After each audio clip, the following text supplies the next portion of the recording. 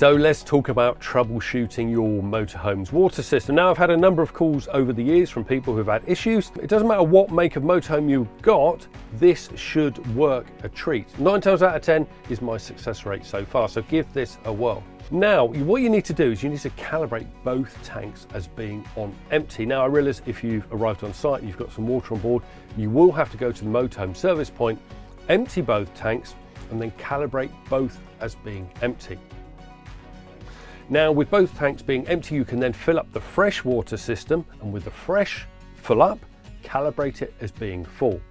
Now, when you've used the fresh water system and your grey waste is full, calibrate that as being full as well. And that should, as I say, 90% success rate here, that should resolve your water issues. Now, obviously, if these issues persist, you should contact your friendly local retailer.